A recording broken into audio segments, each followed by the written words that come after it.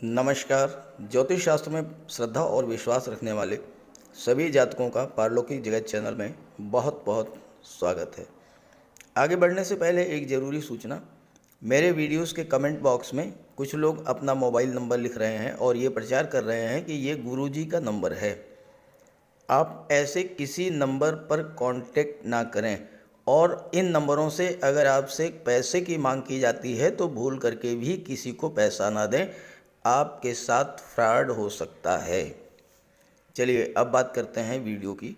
तो इस वीडियो में हम बात करेंगे नवंबर 2022 का महीना सिंह राशि के जातकों के जीवन में क्या क्या खुशियां लेकर आ रहा है, क्या रहेगी ग्रहों की स्थिति और हम क्या कर सकते हैं ग्रहों को अपने अनुकूल करने के लिए। नवंबर 2022 में सिंह राशि के जातकों के लिए धन आगम और धन के बचत की स्थिति कैसी रहेगी, संतान शिक्षा प्रतियोगिता की दृष्टि से कैसा रहेगा ये महीना, भूमि भवन भौतिक सुखों की दृष्टि से, साथ ही साथ रोग ऋण शत्रु लव रिलेशन दाम्पत्य सुखों के बारे में भी चर्चा करेंगे और धर्म अध्यात्म भाग्य और पुरुषार्थ जॉब कैरियर और विदेश इन सब बिंदुओं पर चर्चा करेंगे इस वीडियो में।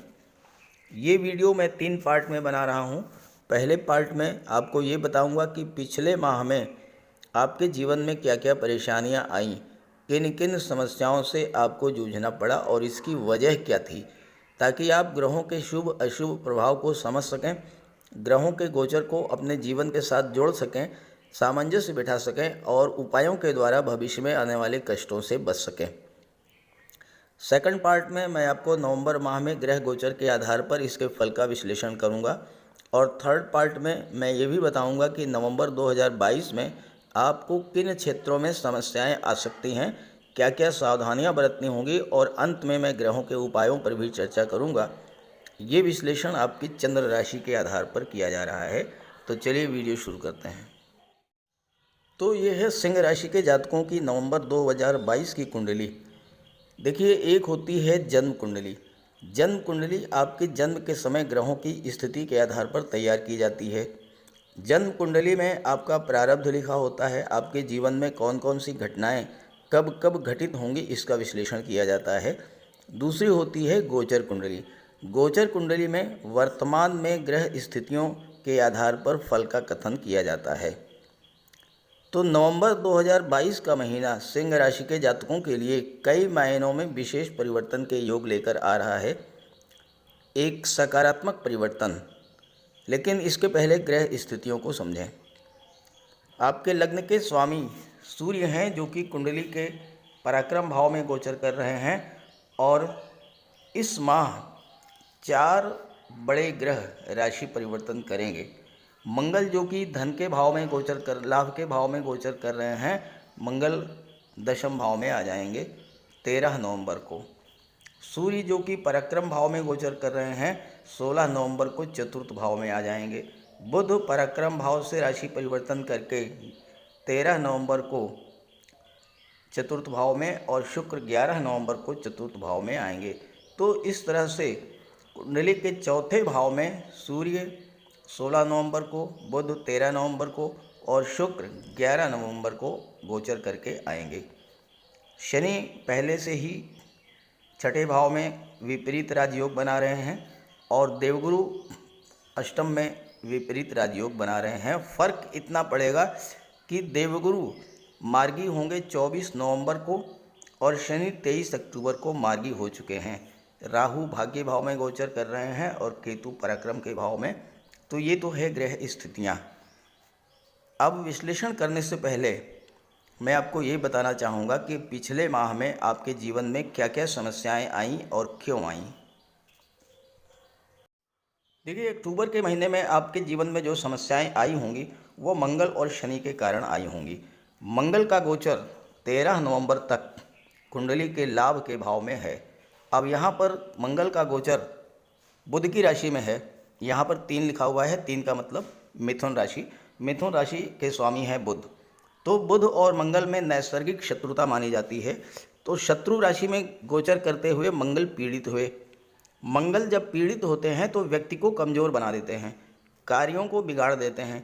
जब व्यक्ति अपने आप को कमज़ोर स्थिति में पाता है तो उसे क्रोध बहुत आता है। क्रोध के कारण बिला वजह के विवाद होते हैं और शत्रुता बढ़ती है। आपके साथ भी ये सब कुछ हुआ होगा।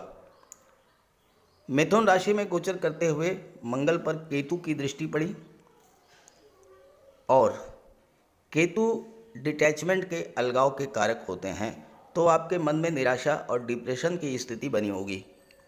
मंगल के कारण क्रोध और उग्रता बढ़ती है और चूंकि मंगल की चौथी दृष्टि धन के भाव, वाणी के भाव पर पड़ी, सेकंड हाउस पर, और इसके भी स्वामी बुध ही हैं जो कि मंगल के शत्रु हैं, तो आपके वाणी में कटुता और क्रोध बहुत अधिक रहा होगा और इसके कारण अचानक से परिवारीजनों, मित्रों, सहयोगियों या पति पत्नी के बीच विवाद हुआ होगा और उस विवाद ने उग्र रूप धारण कर लिया होगा। अशुभ मंगल संतान के लिए भी कष्टकारी होते हैं। गर्भवती माताओं को विशेष परेशानी झेलनी पड़ी होगी क्योंकि मंगल की दृष्टि पड़ रही है पंचम भाव पर, जहाँ से संतान और शिक्षा का विचार किया जाता है। मंगल की दृष्टि छठे भाव पर पड़ी। मंगल की अष्टम दृष्टि छठे भाव पर पड़ी। मंगल पीड़ित हैं। छठा भाव रोगों का होता है, तो आपको हाई ब्लड प्रेशर, नेत्र कष्ट, बड़े भाई से विवाद, गठिया, जोड़ों में दर्द, एक्सीडेंट, चोट चपेट, फोड़े फुंसी, बार बार बुखार आना, ये सब समस्याओं से आपको जूझना पड़ा होगा। और अगर आपकी जन्म कुंडली में मंगल ज़्यादा ही खराब हों तो गुर्दे में पथरी की भी शिकायत हो सकती है। अगर ये सब आपके साथ हुआ हो तो ज़रूर कमेंट कीजिएगा। हालांकि सबके साथ ऐसा नहीं हुआ होगा, लेकिन जिन जातकों के जीवन में मंगल की महादशा या अंतर्दशा गतिमान है उनके साथ कुछ न कुछ जरूर घटित हुआ होगा। क्योंकि मंगल लाभ के भाव में गोचर कर रहे हैं तो धन की प्राप्ति में बाधाएं आई होंगी। आपको कोई पैसा मिलना था, वो पैसा आपको नहीं मिल पाया होगा, पैसा फंस गया होगा।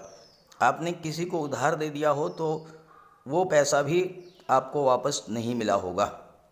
क्योंकि मंगल की दृष्टि जब भी छठे भाव पर पड़ती है तो व्यक्ति को उधार किसी को भी नहीं देना चाहिए।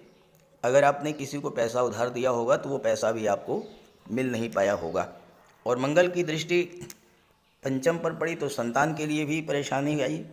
साथ ही साथ प्रतियोगी परीक्षाओं की दृष्टि से भी छात्रों के लिए भी समय अनुकूल नहीं रहा होगा। शनि 23 अक्टूबर तक वक्री थे और छठे भाव में गोचर कर रहे हैं। हालांकि शनि छठे भाव में विपरीत राजयोग बना रहे हैं, लेकिन शनि की दृष्टि पड़ रही है 12वें भाव पर। 23 अक्टूबर तक वक्री थे। 12वां भाव अस्पताल, जेल, न्यायपालिका, कोर्ट कचहरी का होता है, तो आपको अस्पताल, डॉक्टर, मेडिकल स्टोर के चक्कर लगाने पड़े होंगे। मंगल के कारण अगर कोई विवाद उग्र रूप धारण कर लिया तो हो सकता है कोर्ट कचहरी के चक्कर भी आपको लगाने पड़े होंगे।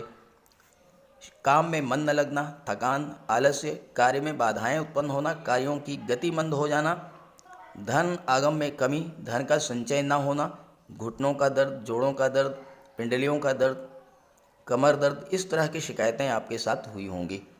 अब आइए बात करते हैं कि नवंबर में इन ग्रह स्थितियों में क्या सुधार आने वाला है। नवंबर के महीने में सबसे महत्वपूर्ण गोचर सिंह राशि के जातकों के लिए राहु और गुरु का होगा। देखिए, राहु 22 नवंबर से महाबली हो रहे हैं, अंश बल से परिपूर्ण। देवगुरु विपरीत राजयोग बना रहे हैं और 24 नवंबर से देवगुरु भी मार्गी हो जाएंगे। देवगुरु और मंगल में 2-12 का संबंध बन रहा है। देखिए, देवगुरु से दूसरे स्थान पर पहला, दूसरा, देवगुरु से दूसरे स्थान पर राहु हैं और राहु से 12वें पर देवगुरु हैं। 1, 2, 3, 4, 5, 6, 7, 8, 9, 10, 11 और 12। तो इस तरह से राहु और गुरु का 2-12 का अत्यंत श्रेष्ठ संबंध बन रहा है। अब राहु क्या है? राहु है महत्वाकांक्षा, राहु है एक्सपेंशन, राहु है विस्तार, राहु है विदेश। और राहु अगर शुभ हो और बली हो तो राहु से ज़्यादा धन कोई दे ही नहीं सकता है। और यहाँ पर तो राहु बहुत अच्छे भाव में हैं, भाग्य भाव में गोचर कर रहे हैं। देवगुरु का प्रभाव रहेगा। देवगुरु है ज्ञान के कारक, बुद्धि विवेक के कारक, धन संतान के कारक, विवाह के कारक, मान सम्मान, पद और प्रतिष्ठा के कारक। राहु और गुरु का 2-12 का संबंध आपके लिए नवंबर माह में बहुत अच्छे रिजल्ट्स लेकर के आएगा। और ये जो संबंध है राहु और गुरु का, ये अगले 5-6 माह तक अप्रैल 2023 तक बनेगा और आपके जीवन में लगातार सकारात्मक परिवर्तन, लगातार लाभ की स्थितियां लाता रहेगा। राहु एक्सट्रीम को शो करते हैं, राहु एक्सपेंशन को शो करते हैं। आप अपने ज्ञान का जितना विस्तार करेंगे, कार्य क्षेत्र का जितना विस्तार करेंगे, उतना ही आपको धन की प्राप्ति होगी। राहु विदेश के कारक होते हैं और देवगुरु की दृष्टि 12वें भाव पर, विदेश के भाव पर पड़ रही है, तो आपको विदेश से लाभ होगा, बहुत बड़ा लाभ होगा। विदेश में आप उच्च शिक्षा के लिए भी जा सकते हैं, सेटल भी हो सकते हैं। विदेशी व्यापार में बहुत बड़ा लाभ होगा, नए नए बिजनेस डील आप कर सकते हैं इस गोचर में। ये आप अपने मन से ये डर निकाल दें कि जब आप कार्य क्षेत्र का विस्तार करेंगे, कहीं ऐसा ना हो कि आपको नुकसान हो जाए, घाटा हो जाए। तो चूंकि देवगुरु का ज्ञान, देवगुरु की बुद्धि और विवेक आपके साथ है और राहु की महत्वाकांक्षा आपके साथ है, तो आप अपने कार्य व्यवसाय का जितना अधिक विस्तार करेंगे, उतना ही अधिक आपको लाभ होगा। अब एक चीज़ आपको बहुत ध्यान से समझनी है, राहु का स्वभाव है सीक्रेसी, गोपनीयता। आप अपनी योजनाओं को, भविष्य में आप करने जा रहे हैं, क्या करने जा रहे हैं, अपने व्यापार को कौन सा मोड़ देने जा रहे हैं, ये जो भी आपकी प्लानिंग हो, ये आप किसी से शेयर ना करें। इन प्लानिंग्स को आपको गोपनीय रखना है, सीक्रेसी बरतनी है।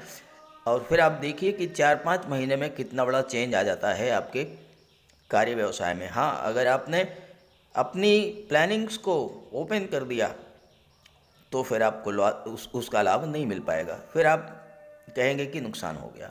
तो चूंकि राहु का पॉजिटिव जो इफेक्ट है, उसको आपको अपने जीवन में लेकर के आना है। तो राहु विस्तार चाहते हैं, राहु महत्वाकांक्षा में वृद्धि करते हैं, तो आप ये सब कीजिए। व्यापार पर जितना फोकस करेंगे, अपने कार्य पर जितना फोकस करेंगे, नौकरी में आपको जो दायित्व सौंपे गए हैं उनको निभाने पर जितना फोकस करेंगे, जितना अधिक परिश्रम करेंगे, उतना ही अधिक धन का लाभ आपको होगा। क्योंकि दशम के स्वामी, कर्म भाव के स्वामी शुक्र हैं और शुक्र चतुर्थ भाव में 11 नवंबर को आ जाएंगे। और शुक्र धन, वैभव, ऐश्वर्य और सुखों के कारक होते हैं, तो आपको प्रचुर मात्रा में धन की प्राप्ति होगी। चलिए अब आगे बात कर लेते हैं आपके राशि के स्वामी सूर्य के बारे में। सिंह राशि के जातकों के राशि के स्वामी हैं सूर्य, और सूर्यदेव का गोचर कुंडली के पराक्रम भाव में 16 नवंबर तक रहेगा। 16 नवंबर को सूर्य राशि परिवर्तन करके चतुर्थ भाव में आ जाएंगे। एक बात मैं आपको शुरू में ही बता दूं, तीसरे भाव में सूर्य का गोचर बड़े भाई के लिए ठीक नहीं होता है, तो आपके बड़े भाई से संबंध खराब हो सकते हैं या बड़े भाई को कष्ट मिल सकता है, तो इसका विशेष ध्यान रखें। सूर्य राजा हैं और सूर्य के साथ बुध भी रहेंगे 13 नवंबर तक। सूर्य बल, तेज, ऊर्जा और प्रकाश के कारक हैं। बुध बुद्धि और ज्ञान के कारक हैं, और यहाँ पर बुधादित्य राजयोग भी बन रहा है सूर्य और बुध का। तो सूर्य और बुध पराक्रम भाव में गोचर करते हुए आपके पराक्रम पुरुषार्थ में तो वृद्धि करेंगे ही, साथ ही साथ आपके ज्ञान और विवेक में भी वृद्धि करेंगे। साथ ही इस गोचर काल में आपका भाग्य भी साथ देगा पूरी तरह से, क्योंकि सूर्य की दृष्टि भाग्य भाव पर पड़ेगी। यहाँ पर सूर्य आपके लग्न के स्वामी हैं, तो आपका व्यक्तित्व और वाणी बहुत ही ओजपूर्ण होगी। पंचम भाव के स्वामी हैं देवगुरु बृहस्पति। देवगुरु बृहस्पति सूर्य के मित्र हैं। पंचम भाव संतान, शिक्षा और क्रिएटिविटी का है, तो संतान की दृष्टि से भी ये समय अच्छा रहेगा। प्रतियोगी परीक्षाओं की दृष्टि से ये भी समय अच्छा रहेगा। जो छात्र कॉम्पिटिटिव एग्जाम्स की तैयारी कर रहे हैं लगातार कई बार असफल होते आ रहे हैं। कभी रिटेन क्वालिफाई किया तो इंटरव्यू में रह गए, कभी रिटेन ही क्वालिफाई नहीं कर पाए। ऐसे सभी जातकों के पराक्रम पुरुषार्थ में वृद्धि होने के कारण और भाग्य का साथ मिलने के कारण प्रतियोगी परीक्षाओं में सफलता के योग बनेंगे। बुधादित्य योग जॉब का प्रबल कारक होता है और चूंकि विदेश भाव के स्वामी है चंद्रमा, तो आपका मन विदेश जाने के लिए भी उत्सुक होगा। आपके मन में विदेश जाने की इच्छा होगी और हो सकता है कि बुध के प्रभाव से आपको विदेश जा कर के नौकरी मिल जाए, किसी मल्टीनेशनल कंपनी में, किसी प्राइवेट सेक्टर में या फिर आईटी सेक्टर में। सूर्य मान सम्मान, पद और प्रतिष्ठा के कारक हैं, प्रमोशन के कारक हैं। अब सूर्य 16 नवंबर को चतुर्थ में आ जाएंगे। सूर्य की दृष्टि पड़ेगी दशम भाव पर। तो अगर आपका प्रमोशन ड्यू था, नहीं हो रहा था, तो अब हो जाएगा। सूर्य उच्च पद के कारक है, तो उच्च पद तो मिलेगा ही। कोई बहुत महत्वपूर्ण जिम्मेदारी का पद आपको दिया जा सकता है।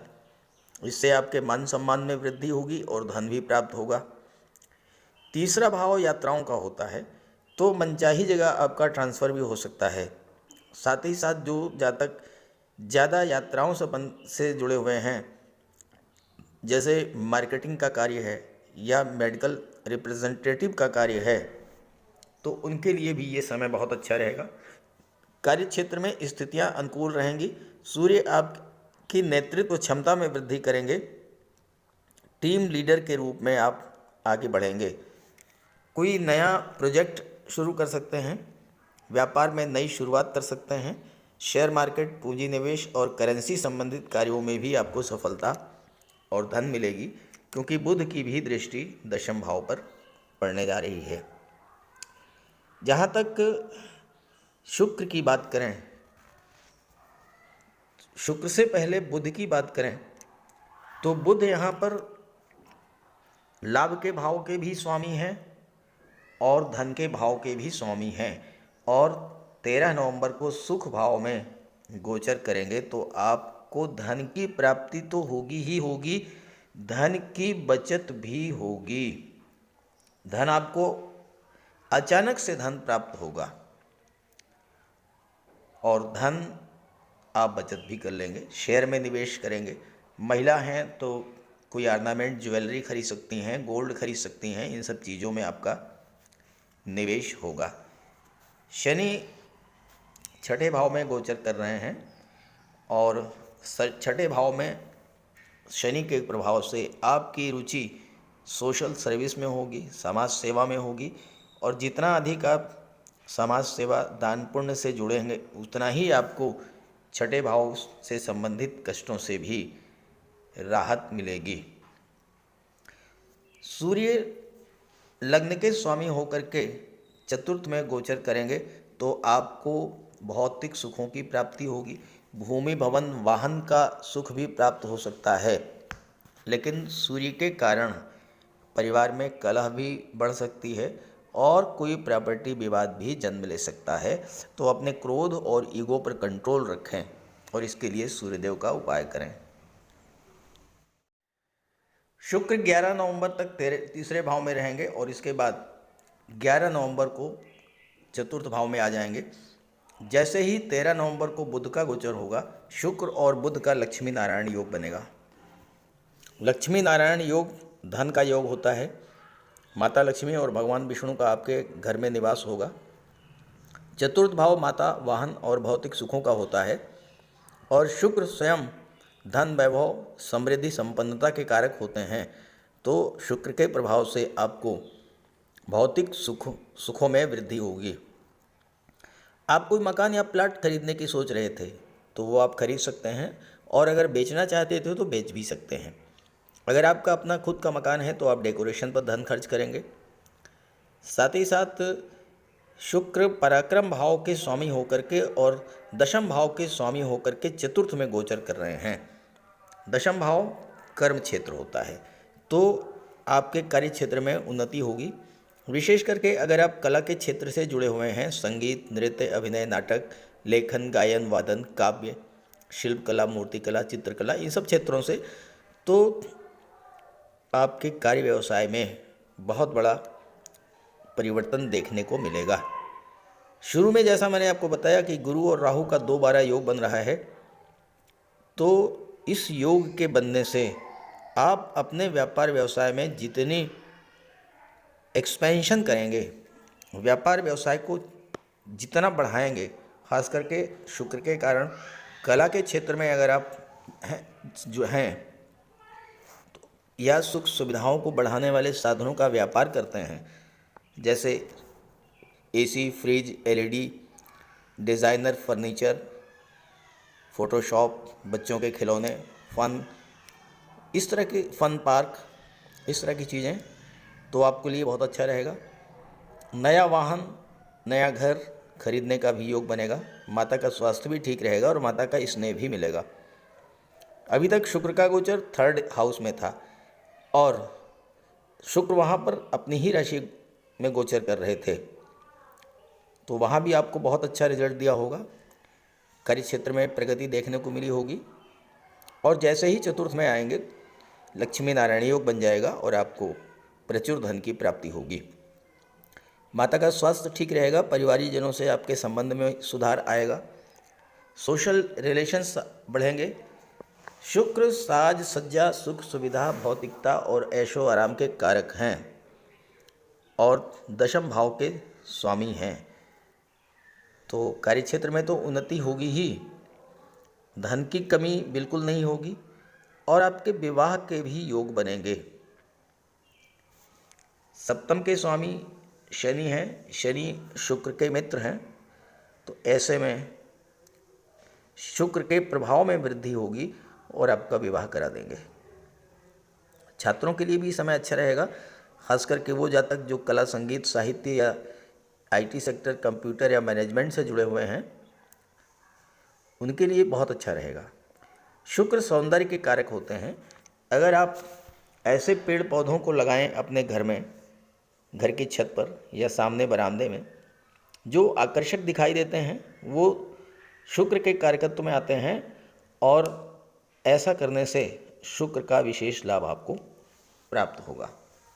आइए अब बात कर लेते हैं शनि और गुरु के बारे में। अगर अभी तक आपको शनि और गुरु दोनों के विपरीत राजियों का लाभ नहीं मिल रहा था, अब आपको वो लाभ मिलना शुरू हो जाएगा, क्योंकि शनि 23 अक्टूबर को मार्गी हो चुके हैं, देवगुरु 24 नवंबर को मार्गी हो जाएंगे। शनि और गुरु दोनों की दृष्टि पड़ेगी 12वें भाव पर, विदेश भाव पर, तो आप विदेश जाकर के सेटल हो सकते हैं, विदेशी व्यापार में उन्नति होगी और साथ ही साथ गुरु की दृष्टि पड़ने से, शनि की दृष्टि पड़ने से धर्म, अध्यात्म में आपकी रुचि बढ़ेगी, धार्मिक कर्मकांड आप करेंगे, आपके घर में कोई मांगलिक आयोजन भी हो सकता है। साथ ही साथ विदेशी सेवा में, विदेशी दूतावास में, फॉरेन एम्बेसी में आपको जॉब भी मिल सकती है। गुरु की दृष्टि पराक्रम भाव, धन के भाव पर पड़ेगी और जैसा मैंने आपको शुरू में बताया कि बुध लाभ के भाव के भी स्वामी हैं और धन के भाव के भी स्वामी हैं, तो धन तो अर्जित होगा ही होगा, आपके वाणी में ज्ञान की प्रचुरता होगी और आप लोगों की समस्याओं को सुनेंगे और उसका हल बताएंगे और इस तरह से काउंसलर के रूप में या वकालत के क्षेत्र में अगर आप जाना चाहते हैं तो बहुत ही अनुकूल समय है आपके लिए। सावधानी बरतनी है तो आपको केवल मंगल से, क्योंकि मंगल नवंबर में भी आपको परेशान करेंगे, तो बजरंगबली की उपासना कीजिए, हनुमान चालीसा का पाठ कीजिए, मंगल के उपाय करते रहेंगे तो आपको कोई विशेष कष्ट नहीं होगा। अब आपकी जन्म कुंडली में जिस भी ग्रह की महादशा या अंतर्दशा चल रही हो, उस ग्रह का उपाय अवश्य कीजिएगा। तो चलिए बात कर लेते हैं उपायों पर। अगर आपके जन्म कुंडली में कोई भी ग्रह कमज़ोर स्थिति में है या अशुभ प्रभाव में है तो आप उसका उपाय कर लें। सूर्यदेव का उपाय करने के लिए आप सूर्यदेव की आराधना करें, भगवान भुवन भास्कर को अर्घ्य दें। रविवार के दिन तांबे के लोटे में जल, अक्षत, लाल पुष्प, रोली, चंदन ये डाल करके सूर्यदेव को अर्घ्य दें। गायत्री मंत्र का पाठ करें, आदित्य हृदय स्तोत्र का पाठ करें और अपने पिता की सेवा करें, उनका आशीर्वाद प्राप्त करें। रविवार के दिन एक तांबे का छल्ला या तांबे की अंगूठी ये धारण करें। शनि, राहु और मंगल इनका सबसे बढ़िया उपाय है, सर्वश्रेष्ठ उपाय है, बजरंग बली की उपासना करें, हनुमान चालीसा का पाठ करें, बजरंग बाण का पाठ करें। मंगलवार के दिन बजरंग बली के चरणों में बैठें, अपनी समस्या उनसे कहें। ध्यान रखें कि जो भी उपाय करें, जब भी आप उपाय करें तो उस समय आपके मन से सांसारिकता, भौतिकता ये सब बिल्कुल दूर होनी चाहिए। केवल आप हों और आपके आराध्य देव हों। मन से आपको उपासना करनी है। शनिदेव के लिए शनिवार के दिन पीपल के वृक्ष के नीचे सरसों के तेल का एक दीपक जला दें। शनिवार के दिन सरसों के तेल का दान करें और दीन, दुखी, लाचार, असहाय, दिव्यांग व्यक्तियों की आप जितनी मदद कर सकते हों उतनी मदद करें। साथ ही साथ छल, कपट, लालच, बेईमानी, झूठ, अहंकार इन सब से दूर रहें। मंगल के लिए और शुक्र के लिए एक चांदी का छल्ला और एक चांदी की चेन धारण करें। शुक्र के लिए माता लक्ष्मी की आराधना करें और शुक्रवार के दिन श्वेत रंग के वस्त्र धारण करें। कन्याओं को भोजन कराएं, खीर, मिष्ठान का, और स्वयं भी श्वेत रंग के पदार्थों का ही भोजन करें। साथ ही साथ शुक्रवार के दिन श्वेत रंग के पदार्थों का दान भी करें। श्वेत वस्त्र, चावल, चीनी इन चीज़ों का दान करने से माता लक्ष्मी प्रसन्न होती हैं। और घर को साफ सुथरा रखें, घर से कबाड़ को बिल्कुल हटा दें। बुध के लिए भगवान श्री गणेश की उपासना करें, गाय की सेवा करें और किन्नर को दान दें।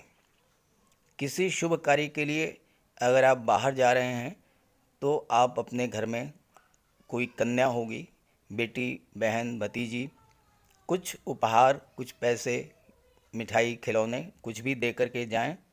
रास्ते में गाय मिले तो उसे गुड़ खिला दें, किन्नर मिले तो उसे 10-20 रुपए दे दें, आपका कार्य सिद्ध होगा। और इसके अलावा राहु और केतु, राहु के लिए मोर पंख का प्रयोग करें। घर के main door, bedroom, drawing room in सब जगह पर मोर पंख लगा दें। तकिए के नीचे एक मोर पंख रखें। एक सुरमे की डिबिया और एक चांदी की छोटी सी गोली हमेशा अपने पर्स में या अपनी जेब में रखें। केतु के लिए कौवे, काले कुत्ते, काली गाय इनकी सेवा करें, इनको भोजन दें। देवगुरु बृहस्पति के लिए माता पिता, गुरु और वृद्ध जनों का सम्मान करें। घर में केले का एक वृक्ष लगा लें, उसकी सेवा करें, भले ही गमले में लगा लें। हो सके तो गुरुवार का व्रत रखें। चंद्रमा के लिए भगवान भोले शंकर की उपासना करें। तो अगर आप ये सब उपाय करेंगे तो आपको निश्चित रूप से बहुत बड़ा लाभ होगा। और एक बात और आप समझ लें कि गर्मी का मौसम आ रहा है, आप पशु पक्षी इनके लिए जल की व्यवस्था करें, भोजन की व्यवस्था करें। एक छत पर आप छोटी सी प्याली में जल रख दें, एक दूसरी प्याली में कुछ अनाज रख दें। पशु पक्षी जो हैं आएंगे आपकी छत पर, भोजन ग्रहण करेंगे जल ग्रहण करेंगे आपको आशीर्वाद देंगे और ये चीज़ें आपके जीवन में बहुत बड़ा सकारात्मक उपाय लाएंगे। तो उपाय तो ज़रूर कीजिएगा, उपाय आप करेंगे तो आपको पूरा लाभ होगा। नमस्कार।